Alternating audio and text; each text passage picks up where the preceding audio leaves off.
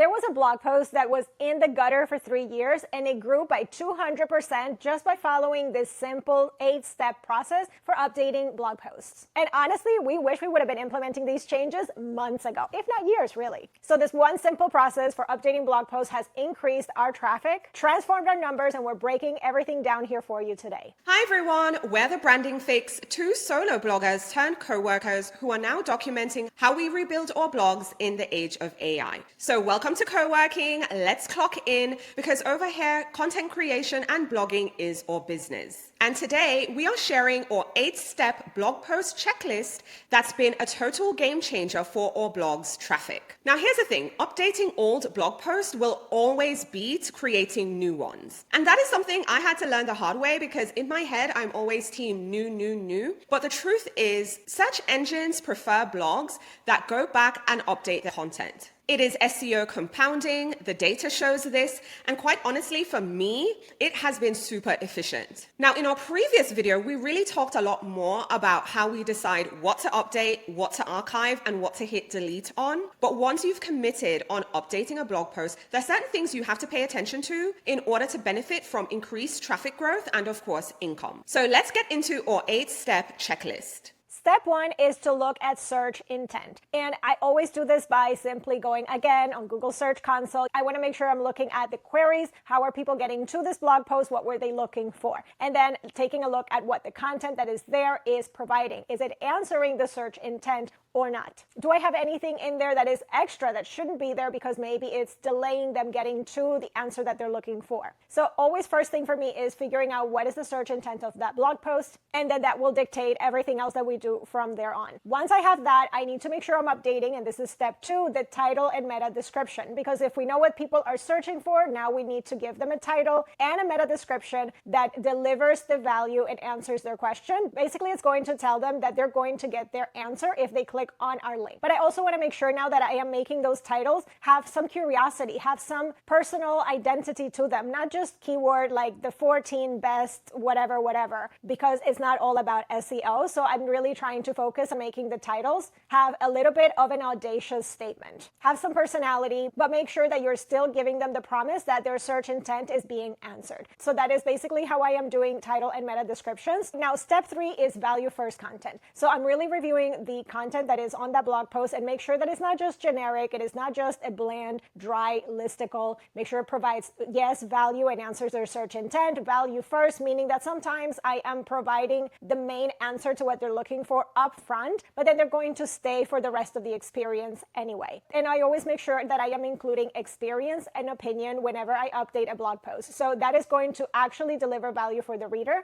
instead of just regurgitating bland statements that they can find on 20 other blog posts or 100 other blog posts. Basically, people are going to stay because I'm giving them my personal honest takes and opinions, and that is value first and reader first intent in your blog, in the blog post. And step 4 is I always want to make sure that I am including personal fails and personal wins in those blog posts. Again, that goes back to make sure you're sharing honest opinions, takes, and all of that, but also make sure you're sharing wins and fails because we are human, not everything is perfect, and definitely sharing those is going to build more trust with the community as well. Now, continuing in the 8-step checklist, now we're moving on to step 5, and that is removing all the fluff. Now, for me, I had a lot of fluff on my website. Now, the first major fluff was aesthetic based. I had a lot of blocks and elements specific to my theme that were just really there for the aesthetics. They were cute. I loved it. However, I'm removing all of that because that is fluff weighing down my blog posts, but also my site in general. I'm also paying attention to informational fluff because I don't know about you, but yes, I was that girly who was keyword stuffing all the time because that is what I was told to do. I also would just add entirely new paragraphs just so I could link to something else and stuff a keyword there and here and just really bogging down the actual post. So I'm removing the informational fluff, so just keeping it very tight to what is necessary. I'm removing the interlinking fluff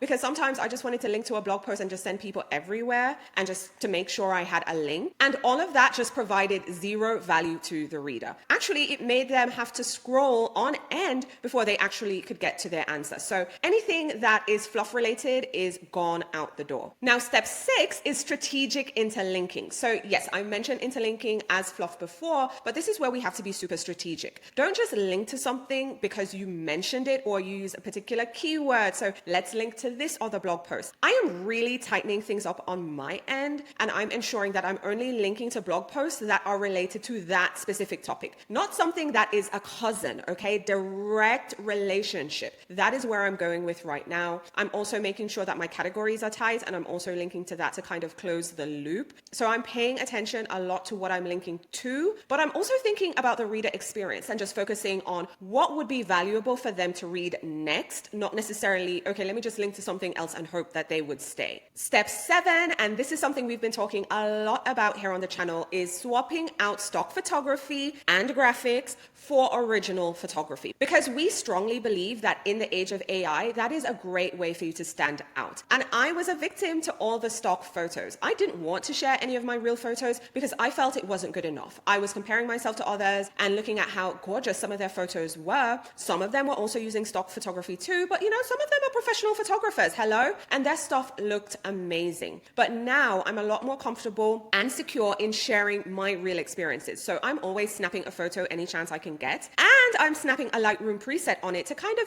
elevate it a bit more. You can also get access to our Lightroom presets. We have a free bundle, so check out the link in the video's description. But at every opportunity that you have, I recommend you do it because that is something I am implementing on my blog post too. And step 8, we are going to do our final SEO check. So for me, that means checking my headers because I had crazy H1 headings all over the place, okay? I hate to admit it, but it's true. I really wasn't paying attention to structure. I was just really there for the aesthetic. So if I had a cute cursive script, I'm sticking it in. But now I am updating all my H1 headings. I am paying attention to the title and the meta description like Francesca shared earlier. Yes, I'm still paying attention to my keywords, but I'm not trying to stuff it in everywhere all the time. I'm paying attention to the categories I'm placing them in. I am now adding alt text because I really wasn't doing that before. Like, I'm going to go on a limb and say 95% of my blog posts had no alt text. If you're not familiar, that is for your images. So even though, you might be putting keywords in the actual title of your image, naming your image and all, you still need to go in and describe what is visible. And that is your alt text. And more than anything else, I am ensuring that my blog posts provide value to the reader first. And that might mean putting it right at the top and just answering their questions right away. Now, I know because in the past I was told to, give backstory and background and all this stuff at the top and then, kind of make them work, make them scroll to get the answer. But I would much rather be known as a valuable, reliable resource that just gives them the answer. But I will also say, hey, you need to also pay attention to this as well. We're going to discuss this further, and they know that I'm providing valuable information as opposed to them feeling like they're wasting time and having to search and dig to get their answers. So that is it for the final SEO check, and those are the things I'm considering before I hit update. Now, I know all these 8 steps might sound, oh yeah, they sound good, and that makes sense, but is it actually driving results? Well, I'm happy to report that yes, it actually is. Now, in our previous video, we did our quarterly audit review. We shared all our numbers. We are 100% transparent on what our blog was doing, where we gained traffic and where we lost traffic.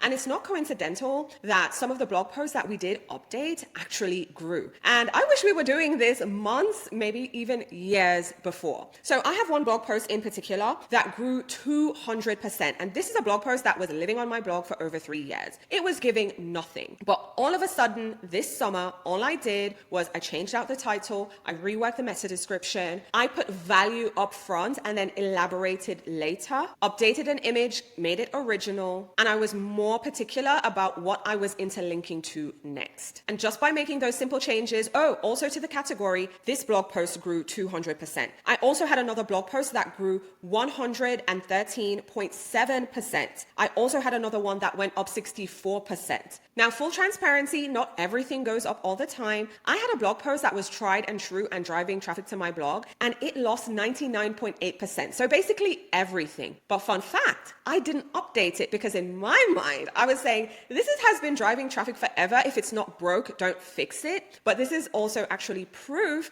that we do need to pay attention even to those posts that were historically driving traffic to our pages as well. So I've been seeing the changes and I'm planning to make the changes right across the board. Absolutely. And I had the same experience as well. I have had blog posts that basically I thought everything was good because we'd say this all the time, but even something everything that we touched last month, I don't trust it now. So something that basically I thought everything was good and optimized, real photos, all the H2s, everything I thought was great. And I saw that it wasn't moving. And I went in, I implemented these changes, and that traffic grew already 200% as well on that one blog post. Now, this is a recent blog post, but I saw immediately the change. And with some of my tried and true as well, I have seen that some of the things that really dipped in the July update, I implemented some of these changes. I really focus on the categories and building those out and categorizing everything where they needed to and closing those loops. And I am starting to see the trend going up. So the traffic is starting to recover on those. So I definitely see where the changes that I have made